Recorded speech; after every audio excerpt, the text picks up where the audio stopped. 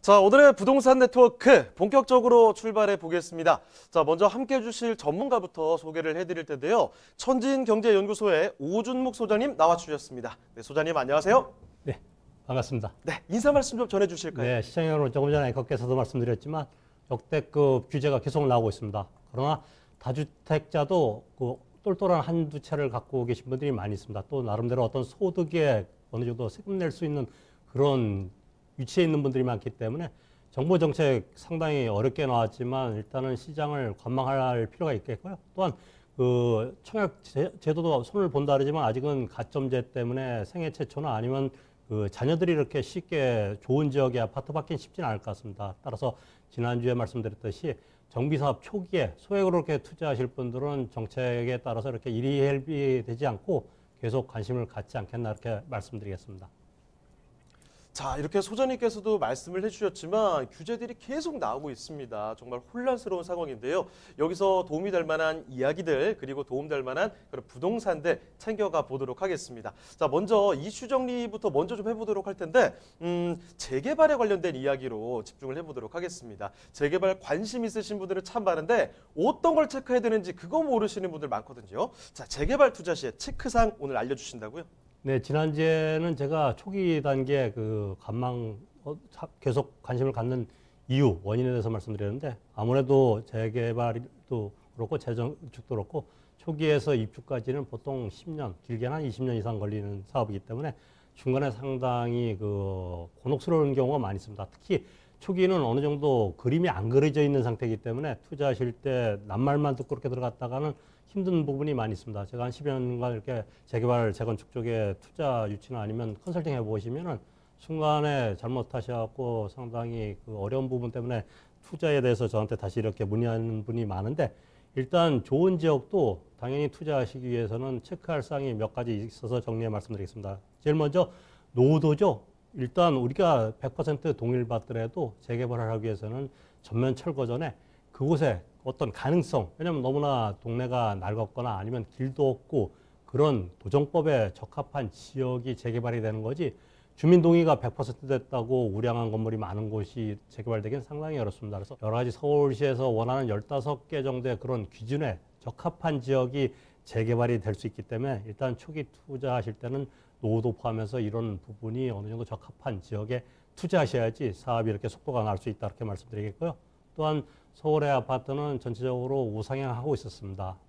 대책이 나올 때마다 잠깐 위축될 수는 있었지만 여러 가지 공급이 없으면은 규제가 심하더라도 올라가는 것을 반복한 그 시장이 서울의 아파트 시장이었습니다. 따라서 재개발 투자하시는 이유는 나중에 결국은 새 아파트를 받기 위해서 이렇게 투자하는 경우가 많기 때문에 한 10여 년 전부터도 서울의 주요 지역, 특히 뉴타운 지역에 투자하신 분들이 많이 있습니다. 현지 원주민도 계시겠지만 주로 외부에 계신 분들이 이렇게 투자를 많이 했습니다. 그분들이 이제 팔고 나오신 분도 있지만 아직도 이렇게 보유하시거나 지금도 계속 이렇게 투자하시는 분들이 많은데 LG 투자자들이 많은 곳. 왜냐하면 결국은 조합이 순행하기 위해서는 조합 설립 인가 75% 동의를 득해야지 그 다음 순서로 넘어가서 결국은 새 아파트가 들어올 수 있는데 이런 부분 75% 동의를 받기 위해서 원주민이 많은 곳 같은 경우는 동의를 받기가 상당히 어려운 부분 또 상당히 시간이 많이 걸릴 수밖에 없습니다. 따라서 LG 투자자가 많은 그런 노도가 많은 곳을 투자하시는 게 낫지 않나 이렇게 말씀드리고 해제나 아니면 사업이 지금 시작 안 된 곳 같은 경우는 크게 문제될 부분은 아니지만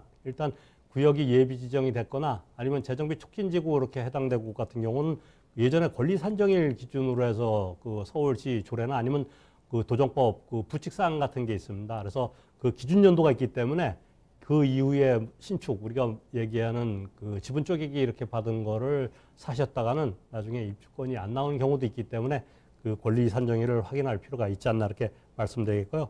다음은 이제 우리가 많이 생각하는 그 사업성을 당연히 검토할 필요가 있겠습니다. 왜냐하면 지금 현재 가치도 중요하지만 앞으로 그쪽 지역에 여러 가지 개발이 아우러지고 또한 현재 예전에 그 일반 분양한 아파트가 가격이 어느 정도까지 상승됐냐. 왜냐하면 현재 가치는 낮지만 앞으로 그렇게 높아질 수 있는 지역을 선제적으로 들어갈 필요도 있겠고요. 또한 그 주변의 뉴타운이나 재개발 사업장의 그 일부적인 요건이 상당히 가치 상승하는 곳에 이렇게 투자하시는 게 답이 아닌가 이렇게 말씀드리겠고요. 뭐 미래가치 체크 당연하겠죠. 특히 우리가 그 잘 아는 전철 노선이나 아니면 도로가 확보되거나 주변에 직주 근접, 요새 직장이 가까이 이렇게 들어온, 특히 판교 테크노빌리 주변에 가격 상승이 많이 되는 이유가 직장이 가까이 있는 곳이 당연히 올라갈 수밖에 없습니다. 이런 미래 가치를 꼭 체크할 필요가 있고요. 또한 그 투자하실 땐 반대 여론, 임장 활동하시면은 초기부터 상당히 현지 부동산에서 부정적으로 보거나 아니면 예전에 해제됐던 지역이 다시 이렇게 재추진하는데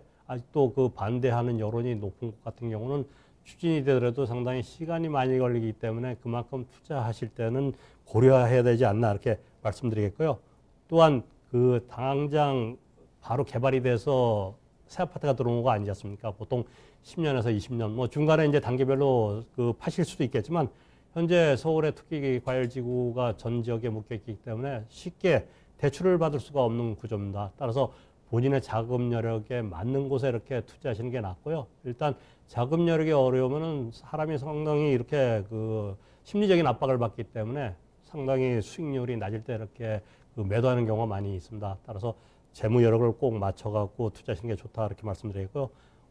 5월달 발표했죠. 공공재개발 때문에 각 해제된 구역이나 여러 가지 사업장에서 일단 공공재개발을 시행하겠다, 서울시에 신청을 하겠다 이렇게 얘기했는데 일단 기존의 그 조합원 거를 승계할 때 아직은 공공재개발에 대해서 아웃라인만 나왔지 전체적인 그 디테일한 어떤 부분은 안 나온 부분도 있습니다. 그래서 승계조합원의 입주권, 특히 이제 그 부분의 어떤 분양가 부분이 앞으로 이제 좀 더 지금보다는 더 강화되지 않겠나. 그래서 투자하실 때 승계조합원 입주권 여부도 이렇게 확인할 필요 있겠고요. 특히 구역이 이렇게 해제된 곳 같은 경우는 최근에 그 국토부에서 예비 신청 대상자에서 공공재개발에 그 선명해 있었습니다. 그곳에 최근에 구역 지정이 되고 조합 설립이 안 된 한 102곳이 먼저 우선적으로 공공재개발을 하겠다. 아직 구역 지정이 안 된 곳 같은 경우는 공공재개발에 해당이 안 되는 경우도 있을 수가 있기 때문에 일단 구역이 해제된 곳 같은 경우, 특히 공공재개발 안 해도 재개발이나 아니면 여러 가지 가로주택 정비 사업을 하기 위해서도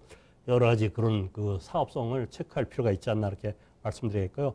다음은 이제 그 투자 지역, 우리가 그 나중에 감정평가가 관리처분 인가 시점에 나올 수밖에 없지 않습니까?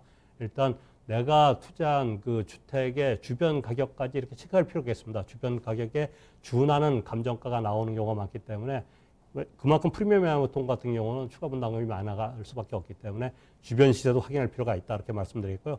특히 사업성이 좋은 곳 같은 경우 해당되는 지역보다 여러 가지 그 주택수, 조건수가 작은 곳 같은 경우는 비례율이 이렇게 상승될 수가 있습니다. 현재 가치보다도 미래 가치가 올라갈 수밖에 없기 때문에 이런 곳에 투자하는 게 답이 아닌가 이렇게 말씀드렸고요.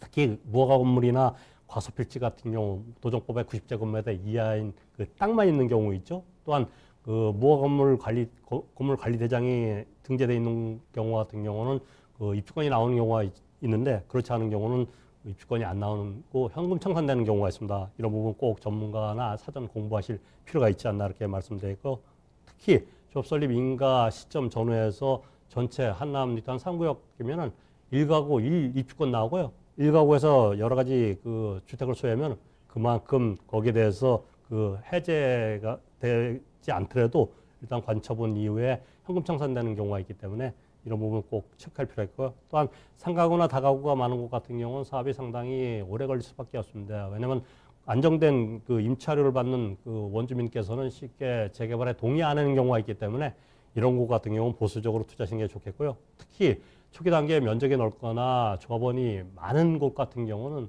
사업이 상당히 진행이 더딜 수가 있습니다. 투자하실 땐 꼭 주의할 필요가 있겠고요. 여러 가지 재개발 투자 시에 상당히 초기 단계에는 그 검토할 사항이 많이 있습니다.